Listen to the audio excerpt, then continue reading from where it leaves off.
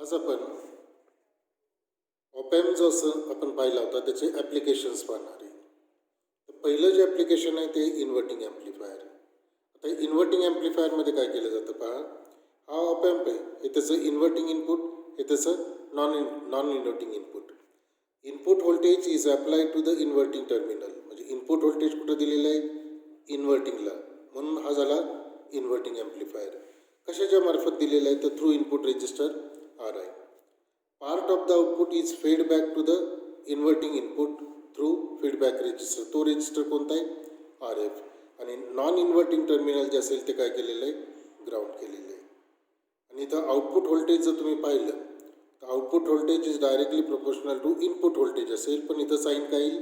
Minus. कारण का? इथे इनपुट व्होल्टेज कुठं दिलेलं आहे? इन्व्हर्टिंग इनपुटला. इनपुट व्होल्टेज जर इन्व्हर्टिंगला दिलं तर आउटपुट हे काय असतं? It is inverting of the input voltage. म्हणजे त्याची फेज जी असेल, आउटपुटची फेज इनपुटच्या किती असणार आहे? 180 डिग्री असणार आहे. इथं नॉन इन्व्हर्टिंग टर्मिनल काय केलं आहे? ग्राउंड केलेलं आहे. इथं प्लस VCC आणि मायनस VCC असतील ते आपण इथं दाखवलेलं नाही. आता काय करायचं आहे की इथं दोन पॉईंट्स घेतलेत मी, ए आणि B. So let V in is equal to input voltage जे असेल तर ते व्ही इन जे आहे ते काय? इनपुट व्होल्टेज आहे. PO जो आहे ते काय घेतलेलं आहे? आउटपुट व्होल्टेज घेतलेलं आहे.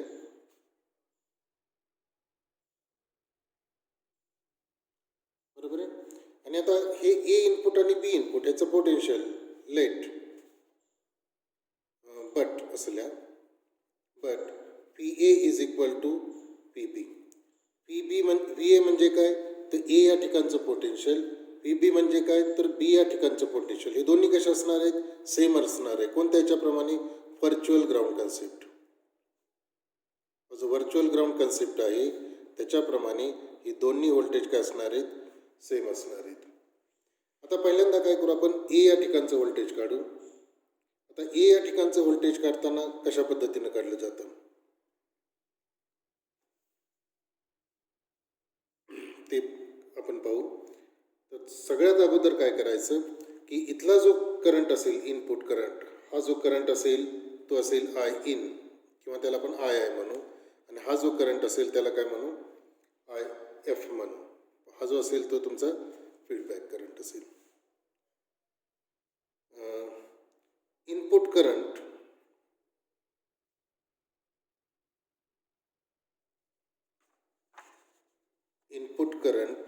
I इज इक्वल टू, हा इनपुट करंट कसा काढला जाईल पहा.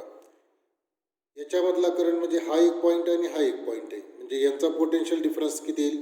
PI minus PE divided by RI.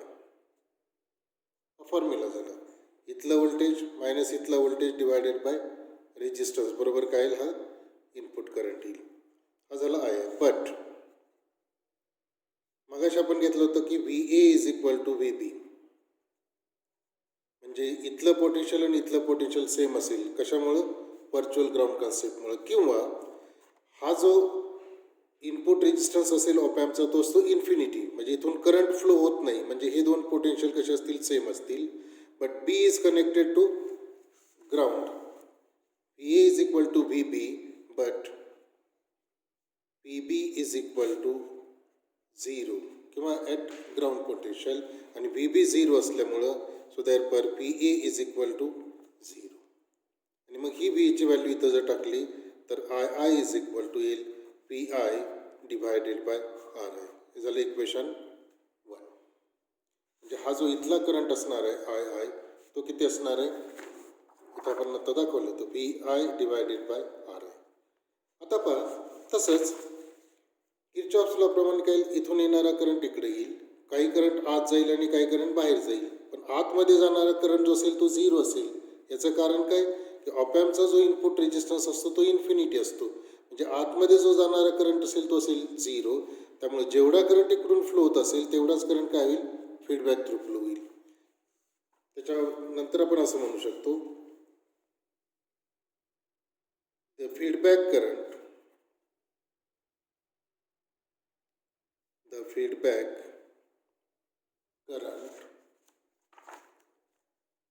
I F is equal to, आता आय एफ म्हणजे काय, इथलं पोटेन्शियल आणि इथलं पोटेन्शियल यांचा डिफरन्स घ्यायचा डिवायडेड बाय हा रेजिस्टन्स, म्हणजे ते येईल P A minus P zero divided by R F, P A minus P zero divided by R F. But P A is equal to zero, कारण P A is equal to V B is equal to zero, त्यामुळे म्हणून येईल P A is equal to zero. So therefore I F is equal to P A divided by R F. P A is equal to zero म्हणजे हे ते जर value टाकली तर ती अशा पद्धतीने येईल, I F is equal to P एची किंमत येईल zero minus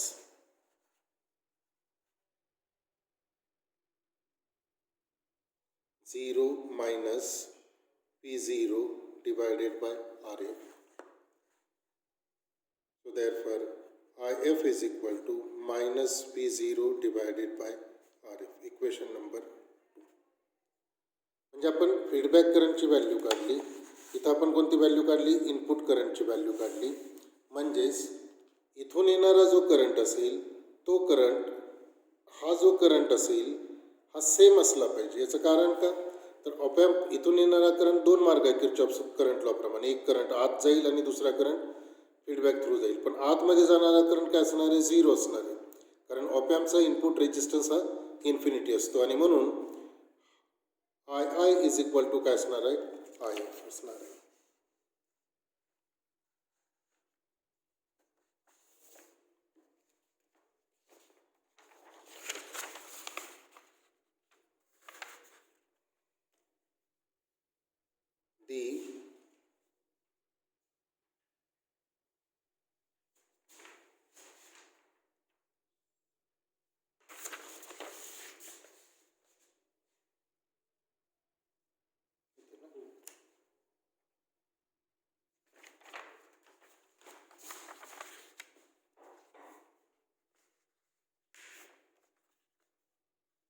The current through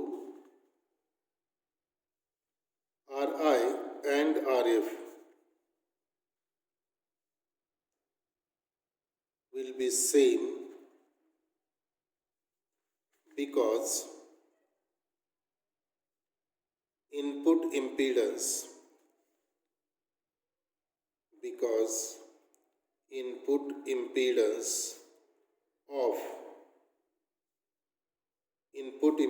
of op-amp is infinity. ऑपॅम्पचा इनपुट इम्पिडन्स हा काय असणार आहे, इन्फिनिटी असणार. त्यामुळे करंट आर आय आणि आर एफ मधला कसं असणार आहे, सेम असणार आहे. आणि ते व्हॅल्यू आपण इथं काढले. आर आयची व्हॅल्यू काय, V I divided by R I, आणि आय एफची व्हॅल्यू काय, minus V zero by R F. म्हणजे हे दोन करंट काय करायचे, इक्वल दाखवायचे.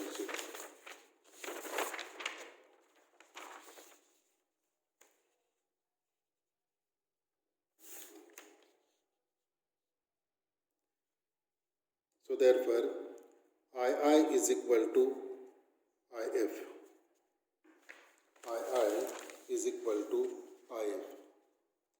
II ची व्हॅल्यू आपण आता काढलेली, तर ती किती आलेली, P in divided by R in is equal to, I एफची व्हॅल्यू किती आलेली आहे, minus P zero divided by R F. आपल्याला व्ही झिरो काढायचं आहे. व्ही झिरो काढण्यासाठी इक्वेशन आपण राईट असं करू, P zero is equal to, हे मायनस काय होईल, इकडे जाईल. हा आर एफ इथं डिनॉमिनेटरला इकडे काय जाईल, न्यूमेरेटरला जाईल. हा आर इन आहे तसाच राहील, into P in. Equation number 3. म्हणजे output voltage is equal to minus this ratio into input voltage.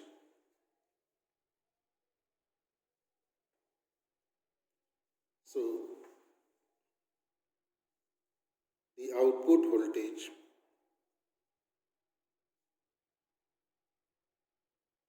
is equal to negative, शब्द महत्वाचा आहे कारण इथं काय आलेले, मायनस, निगेटिव्ह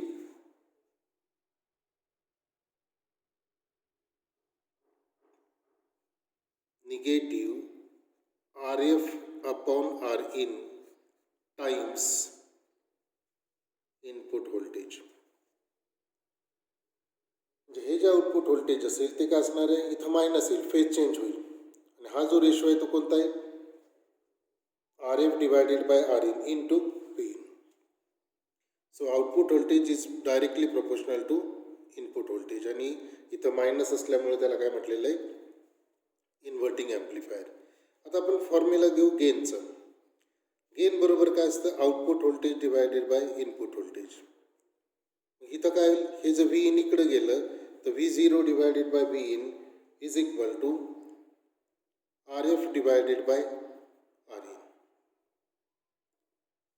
आता इथं ॲक्च्युली हे साईन जे मायनस, हे मायनस कशासाठी, दिस निगेटिव्ह साईन रिप्रेझेंट्स फेज. तुम्हाला मॅग्निट्यूड करायचे असेल तर रेशो काय येईल, RF डिवायडेड बाय Rin. हे झालं equation number 4.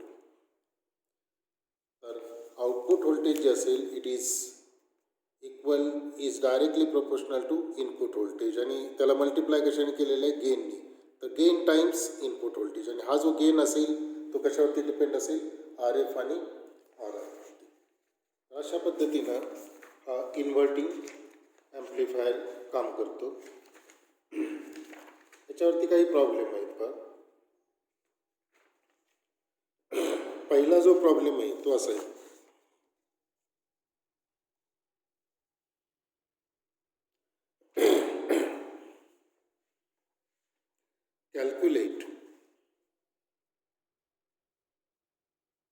calculate the gain of an inverting amplifier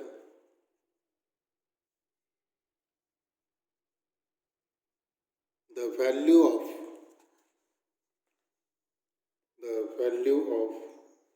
input resistance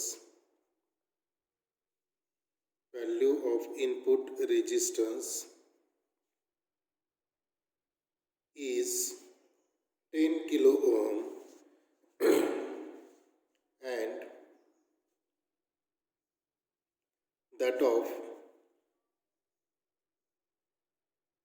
feedback resistor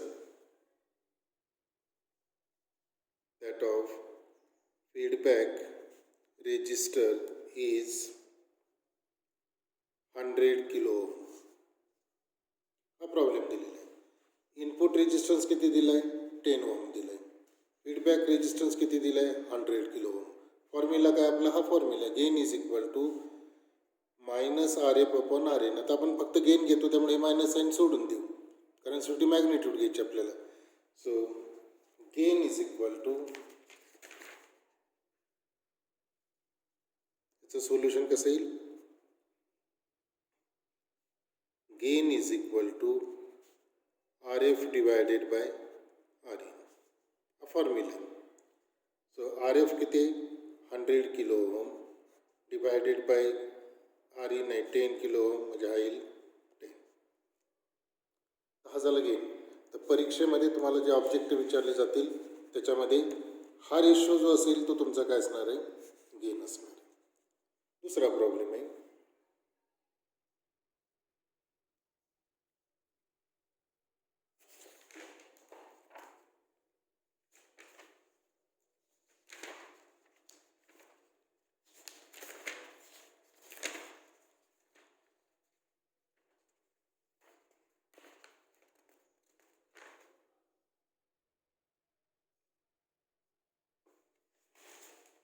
दुसरा जो प्रॉब्लेम आहे तो अशा पद्धतीने आहे, a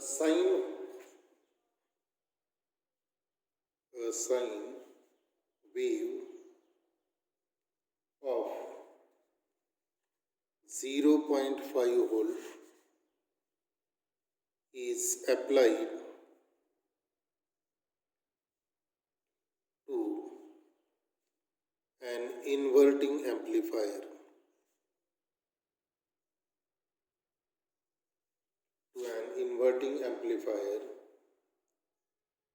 Using Ri is equal equal to 2 kilo ohm and RF is equal to 20 kilo ohm. Find the peak voltage of output.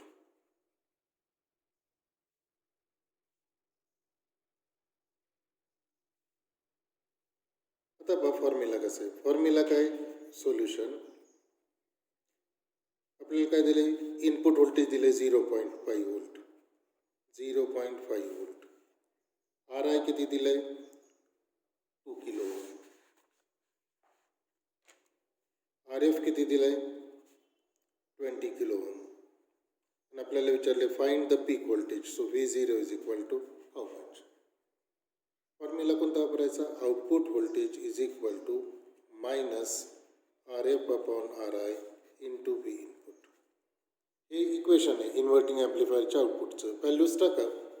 So is equal to minus RF किती आता 20 kilo ohm divided by RI किती 2 kilo ohm आणि input voltage किती 0.5 volt. So is equal to minus kilo ohm kilo ohm cancel होईल आणि इथं किती येईल 10 into 0.5. So V0 is equal to minus 5 volt.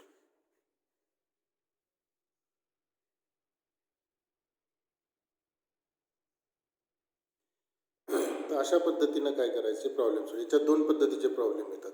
एक जो प्रॉब्लेम येतो तो गेन काढायचा, गेन काढताना रेशो घ्यायचा. दुसरा जो प्रॉब्लेम आहे त्याच्यामध्ये काय केलेलं, आउटपुट व्होल्टेज जे असेल it is equal to minus RF upon RI into P. दिलेल्या व्हॅल्यूज काय करा, पुटअप करा आणि त्या पद्धतीनं इक्वेशन काढायचं. तर हे झालं इन्व्हर्टिंग ॲम्प्लिफायर. आता याच्यानंतर दुसरं जे ॲप्लिकेशन आहे ते आहे नॉन इन्व्हर्टिंग ॲम्प्लिफायर. आता इन्व्हर्टिंग आणि नॉन इन्व्हर्टिंग ॲम्प्लिफायरमध्ये आता दुसरं ॲप्लिकेशन घेतो आपण, नॉन इन्व्हर्टिंग ॲम्प्लिफायर.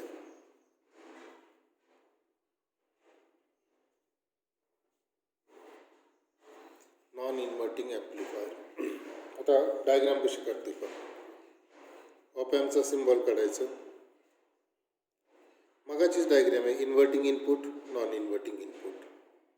फक्त काय करायचं, नॉन इन्व्हर्टिंग ॲम्प्लिफायर असेल तर इनपुट हे नॉन इन्व्हर्टिंगला अप्लाय करायचं. म्हणजे जर तुम्ही नॉन इन्व्हर्टिंग ॲम्प्लिफायर काढत असाल तर या ठिकाणी हे जे असेल ते इनपुट व्होल्टेज येईल तुमचं. इथं जे देणार ते तुम्ही काय देणार, P इनपुट देणार. आणि इन्व्हर्टिंग इनपुट असेल ते थ्रू RI काय करायचं, ग्राउंड करायचं. Input voltage is applied to non inverting input, म्हणून याला म्हणायचं नॉन इन्व्हर्टिंग ॲम्प्लिफायर. इन्व्हर्टिंग हे काय करायचं, ग्राउंड करायचं थ्रू इनपुट रेजिस्टर RI. पुन्हा हे जे आउटपुट व्होल्टेज असेल P out, so part of the output is fed back to the input. आणि ते जे असेल तो या पद्धतीने आणि हे जे येईल ते RF. म्हणजे इथं आपण काय केलं आहे, part of the output is fed back to the input. म्हणजे फीडबॅक दिलेला आहे कुठल्या इनपुटला, इन्व्हर्टिंग इनपुटला थ्रू फीडबॅक रेजिस्टर RF. हा झाला इनपुट रेजिस्टर, हा झाला फीडबॅक रेजिस्टर. हा जो पॉईंट असेल तर हा पॉईंट आपण A घेतला, हा पॉईंट आपण B घेतला. आपण या पद्धतीने लिहू शकतो, late P in is equal to input voltage,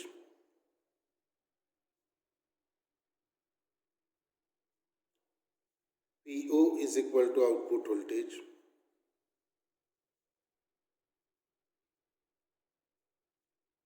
बरोबर आहे.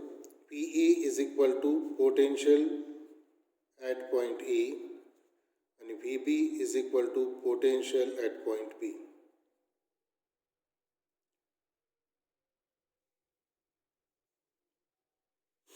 बरोबर आहे.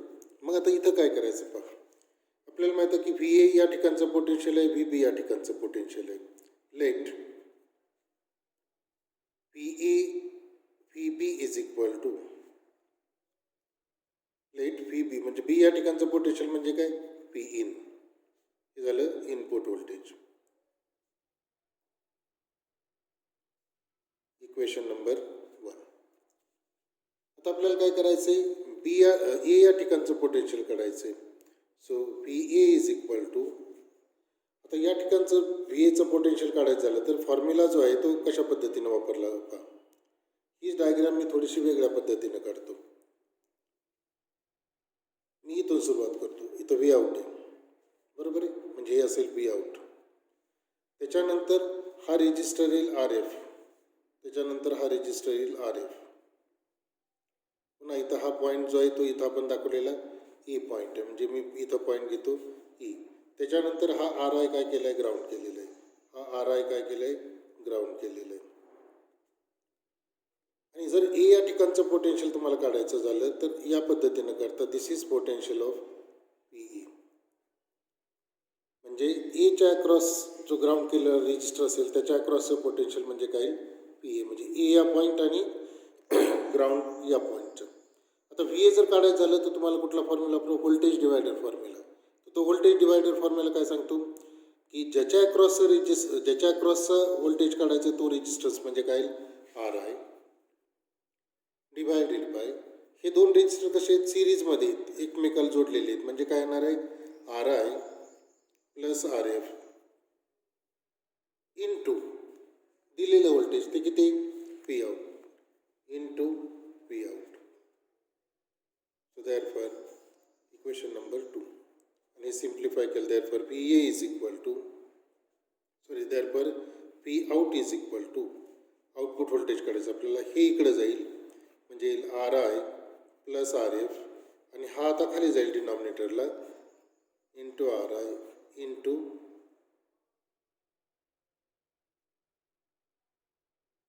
नाही इथे आपली एक टर्म थोडीशी राहिलेली ही टर्म आपण नंतर घेऊ. ही दोन व्होल्टेज काढले आपण पी ए काढलं आणि व्ही बी काढलं. But P A is equal to V B. P A बरोबर काय असणार आहे पी बी असणार आहे. हा कोणता कन्सेप्ट आहे व्हर्च्युअल ग्राउंड कन्सेप्टच्या साह्याने. This is a virtual ground concept. मग आता एचं पोटेन्शियल किती आहे ते काढलं आपण R I divided by R I plus R F into V out is equal to V B. V B म्हणजे काय असणार आहे इनपुट व्होल्टेज असणार आहे. So V B is equal to input voltage. So therefore P out is equal to आता ही term इकडं जाईल R I plus R F divided by R I म्हणजे हा जो न्यूमरेटरला आहे तो इथं डिनॉमिनेटरला येईल. हा डिनॉमिनेटरला आहे तो न्यूमरेटर कारण आपण साईड बदलतोय इंटू काय असणार आहे पी इन. थोडं आणखी सिम्प्लिफाय केलं तर V out is equal to separate divide केलं तर R I divided by R I म्हणजे 1 plus R F upon R I into P in. हे झालं तुमचं equation number 3. So output voltage is equal to 1 plus R F upon R I times input voltage. आता इथं sine बघा plus आलेलं आहे कारण आपण काय केलं होतं इनपुट इन्व्हर्टिंगला नॉन इन्व्हर्टिंगला दिलं होतं म्हणजे आउटपुट आणि इनपुट हे काय असतील इन फेजमध्ये असेल म्हणून हा जो ॲम्प्लिफायर असेल त्याला म्हटलं जातं नॉन इन्व्हर्टिंग ॲम्प्लिफायर. आणि याचे गेन कसे काढणार so V out divided by V in म्हणजे काय असणार आहे gain is equal to 1 plus R F upon R I. हा झाला गेन. तर याच्यावरती तुम्हाला परीक्षेमध्ये प्रॉब्लेम विचारले जातात. मी एक प्रॉब्लेम इथं त्या पद्धतीनं घेतोय. अशाच पद्धतीचे प्रॉब्लेम काय असतील तुम्हाला परीक्षेमध्ये असू शकतील. पहिला प्रॉब्लेम आपण घेऊ.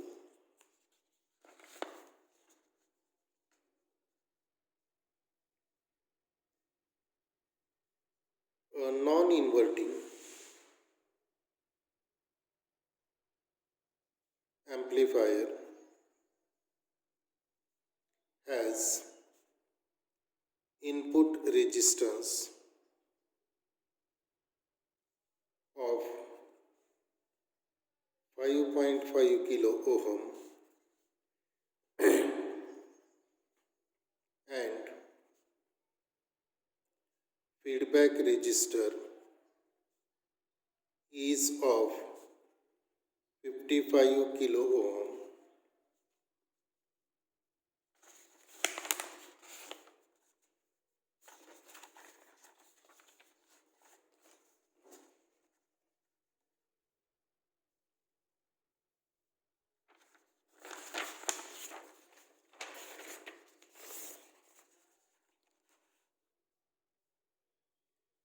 if the input voltage is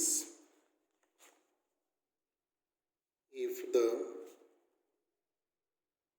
input voltage is 0.6 volt,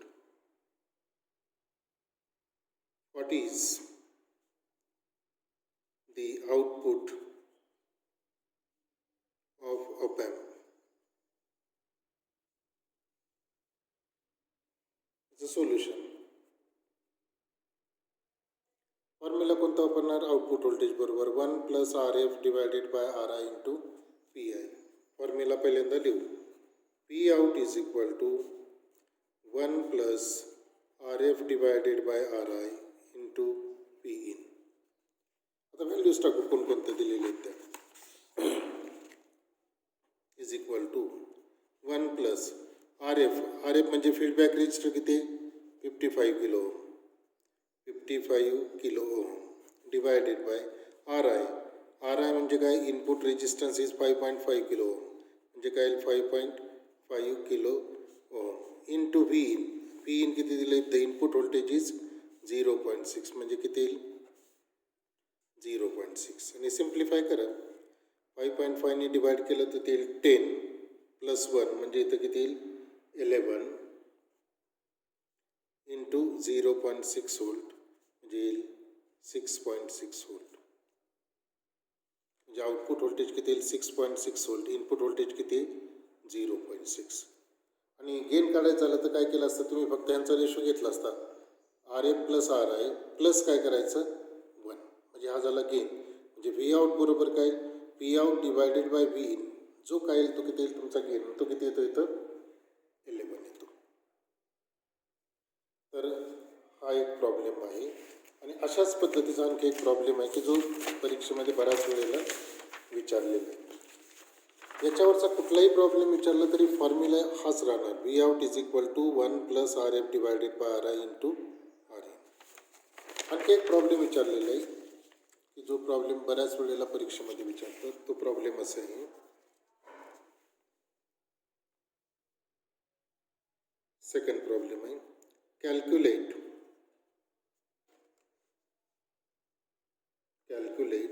the gain of non-inverting amplifier.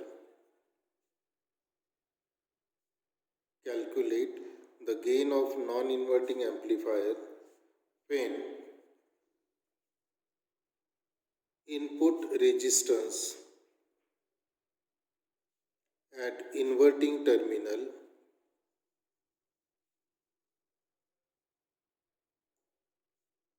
is 10 kilo ohm and feedback resistance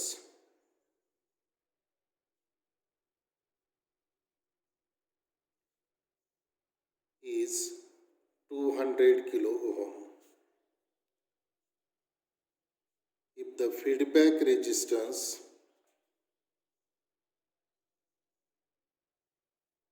is doubled, what is the change in gain? What is the change in gain? त्याचं solution पहा. हा problem already मी नोट्समध्ये दिलेला आहे.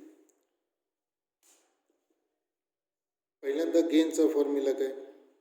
Gain. आता हा first gain घेऊ आपण. फर्स्ट गेन काय असणार आहे? 1 plus R F divided by R I. आता हे फर्स्ट घेतलं तर हा गेन किती घ्यायचा? F1 घ्यायचा म्हणजे पहिला फीडबॅक रेजिस्टर. तो किती येईल 1 प्लस पहिला फीडबॅक रेजिस्टर किती होता 200 kilo ohm divided by input resistance किती 10 kilo ohm. Kilo ohm cancel होईल 0 0 कॅन्सल होईल म्हणजे 20 आणि 1 किती होईल 21. हा झाला गेन 1 म्हणजे ज्या वेळेला फीडबॅक रेजिस्टर 200 किलो ओम असेल त्यावेळेचा गेन. आणि आता पुढं काय विचारलं if the feedback resistance is double म्हणजे हा जो 200 आहे त्याच्याऐवजी किती होईल तो 400 होईल. त्यावेळेला what is the change in gain मग आपण हा गेन घेऊ 2. So gain 2 is equal to 1 plus RF2 divided by RI. 1 plus आता हे 200चं किती झाले 400 किलो ओम. इनपुट रेजिस्टर तोच राहिलेला आहे. किलो ओम कॅन्सल येईल 40 आणि 41 म्हणजे फीडबॅक रेजिस्टर 200 असताना गेन जो येतो तो येतो 21.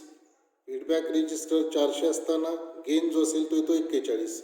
आपल्याला विचारले what is the change in gain म्हणून खाली लिहायचं change in gain is equal to gain 2 minus gain 1. So is equal to 41 minus 21. So is equal to 20. So this is the change in gain. तर अशा पद्धतीचे problem जे असतील तर ते तुम्हाला तुमच्या क्वेश्चन्स पेपरमध्ये येतील. फक्त व्हॅल्यू बदलल्या जातील फॉर्म्युले तेच राहतील. इन्व्हर्टिंग ॲम्प्लिफायर असेल नॉन इन्व्हर्टिंग ॲम्प्लिफायर असेल ह्याच्यामध्ये फक्त रेजिस्टरच्या व्हॅल्यू बदलल्या जातील आणि इनपुट व्होल्टेज बदललं जाईल. तुम्हाला काय करायचे त्या पद्धतीनं ते प्रॉब्लेम सोडवायचे. तर हे 2 ऑप ॲम्पचे ॲप्लिकेशन जे आहेत ते अतिशय महत्त्वाचे तर ते व्यवस्थितरित्या करा आणि याच्यावरती तुम्हाला प्रॉब्लेम्स तुमचे जे ऑनलाईन एक्झाम होणार आहे त्याच्यावरती प्रॉब्लेम विचारले जातील. आज इथं थांबू. थँक्यू.